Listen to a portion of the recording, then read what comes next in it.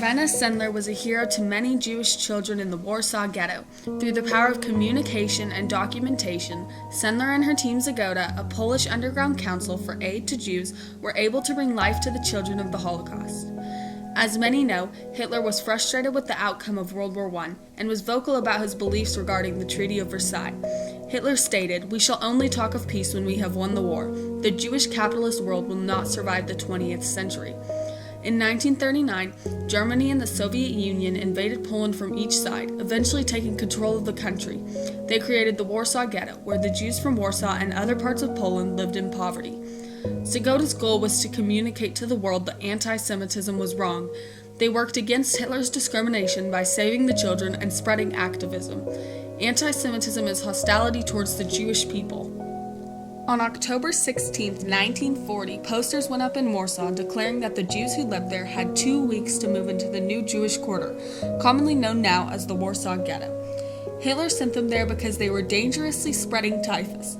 In the Jewish quarter, many families were crammed into extremely small apartments.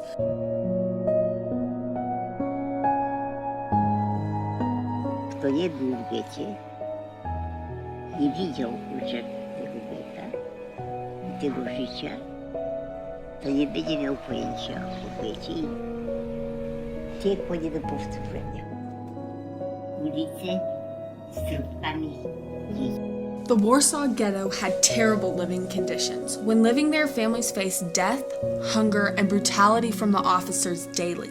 The streets were full of hunger and few had enough to eat.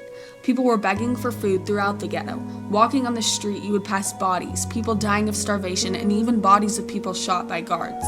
Disease spread around the ghettos very rapidly too. Not only were people dying of starvation and malnourishment, but many were getting sick and had no way of protecting themselves. Because of her high position in the Department of Social Welfare and Health of Warsaw, Sendler was able to forge fake documents saying that she was a registered nurse. She used this to get into the ghetto. Sendler and her 5 most trusted co-workers joined Zagoda after about a year of delivering food, blankets, and necessities in secret to those living in the Warsaw Ghetto. Zagoda used their connections with people who could supply them with fake birth certificates, new homes, and ways to smuggle children out. Zagoda started in 1940, and their activists spread support for the Jews however they could. After Sendler and her closest co-workers all joined Zagoda, they had enough connections to begin smuggling many children out. Over time, their efforts became more organized, being planned months in advance. The whole team risked death for everyone involved each time they smuggled out a child. Sendler's mission was to bring the children out of the ghettos and give them a future. Irena Sendler and her team risked their lives every day trying to make sure their efforts were quiet, efficient, and safe. She was forced to communicate with her team as little as possible and in ways that would lessen their chances of being discovered or turned in by someone. Sendler once said, "To save one Jewish child, 10 Poles and 2 Jews had to risk death. To betray that same child and the family that hid him required only one informer, or worse still, one blackmailer. The risk of being caught by the SS was not prison but death for the entire family." Sendler was allowed into the ghettos because she had a permit to inspect the sanitary conditions. She forged documents saying that she was a registered nurse in order to obtain these permits. Sendler was supposed to manage typhus in the ghetto and keep it maintained. However, when she went into the ghettos, she knew there was a much bigger problem. The children were dying.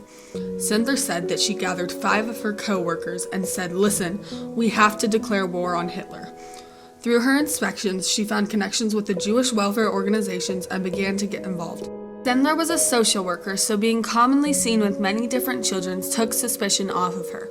When she was with the children outside of the ghetto, people didn't question it, so no one was suspicious when they saw her with a new child every day. She began by smuggling out orphans, but then realized that parents would give up their children. While inside the Warsaw Ghetto, Irena Sendler gave people food, and she communicated with the families suffering the most, trying desperately to convince them to give up their child. Sendler was extremely dedicated to service and communicated very well with the children. She kept them calm during rescues and kept them from crying. She taught them everything necessary to escape. Some of the children didn't even speak Polish, which made communication more difficult and could easily compromise the escape. The department's goal was to get the children into a safe and healthy environment.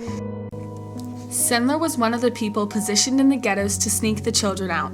Her team would find them safe homes, ways to get them out, and they would provide Sendler with supplies to give the children and their families.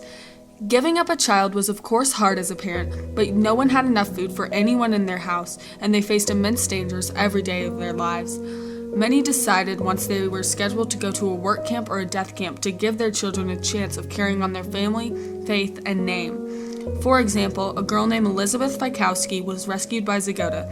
She was given a spoon by her parents before Zagota helped take her out of the ghetto. The spoon had Elizabeth's name engraved on it as well as her date of birth. This child, at 5 months old, was smuggled out of the ghetto inside a box inside a wagon full of bricks. Elizabeth is alive today and sharing what she remembers of her inspiring story. She continually expresses her gratitude to all members of Zagota. Renta Inertia was rescued and smuggled out of the ghetto by Sendler at 13 years old. She was saved, however her rescue was almost unsuccessful. Separated from her rescuer, she had to fend for herself for over several months. Today she speaks about Sendler's kind heart and all of the meetings and encounters she had with her. Before most rescues, the children were taught Catholic and Protestant prayers. If their hair was black, then they would bleach it so that they wouldn't look Jewish. Most of the Polish children had blonde hair and blue eyes, so a child with brown hair and brown eyes stood out as Jewish. Some Gestapo or Nazi guards were known to ask children randomly to recite a Catholic or Protestant prayer in order to ensure they weren't Jewish. Staying undercover meant everything for survival. When the children were taken out under truck floorboards, a dog would be trained to bark if questioned by the Gestapo, so that the guards wouldn't be able to hear the children crying. Children could be taken out in coffins, laundry buckets, toolboxes, luggage, and wheelbarrows. On October 20th, 1943, Sendler was captured and taken to Pauwijk prison. There she was interrogated and brutally tortured for information about the children's whereabouts. Through her legs and feet being broken, Sendler withheld the information the Gestapo needed. She kept the children safe by refusing to communicate. Sendler couldn't give them anything, and if she had given up and told them the truth, we wouldn't be hearing of Zagota today. She was then sentenced to death by firing squad because her interrogators knew that they wouldn't get any information out of her. On the day of her execution, Zagota successfully bribed a guard to set Sendler free. After 8 long weeks, Sendler was finally free. She had to spend the rest of World War II in hiding so that she would not be captured again. After her escape, Sendler worked as a nurse on Falata Street with her new name, Clara Dobroska, and she remained undercover. Many people who had escaped from the ghetto hid in Okase, a neighborhood in Warsaw where they set up a secret hospital post. Sendler's communication had to be minimal, however she still did all she could for the children, organizing escapes, keeping lists, and finding homes. Sendler couldn't stand the thought of the children losing their Jewish identities, so she kept lists of the children's new identities along with their old. She kept this secret information in jars that she buried under an apple tree across the street from German barracks. If anyone found the jars, all of the Polish and Jewish families, along with their children, would be executed, and the efforts would have hurt more than they helped. The list had the children's names on it, their Jewish and Catholic ones. They also had the new families' names as well as the old. Sendler was the only one who knew where the jars were hidden, and she was one of few who even knew about them. After the war, she dug up the jars and through communication reunited those she could. She used Zagota's many connections to try and find the parents. She asked relatives and other people they knew to see if they'd made it through the war. Oftentimes, the parents who made it would be searching for their child, so they weren't hard to find. Sadly, many had to be placed with family members because their parents didn't survive the Holocaust. Still, Zagota saved them and they were able to carry on the family's name. Without this documentation, the children would have never known their true identities, and they would never be communicated of their true heritage, and most of all, they couldn't be reunited with their families. Remembering the stories of those who would risk it all for others is very important. Unfortunately, Irena Sendler died in 2008, but her story lives on. She's the topic of many books and is remembered through movies, plays, a museum honoring her, foundations honoring her, and so much more. Without Sendler and her communication with the people in the Warsaw Ghetto and the people of Zagota, many would not be here today. Sendler's is an inspiring story that teaches many to sacrifice for others no matter what it costs you. Through hard work, communication, service, and sacrifice, Sendler and her team saved the lives of approximately 2,500 children. Sendler and her co-workers weren't scared to help, they were scared of what might happen to the Jews if they didn't.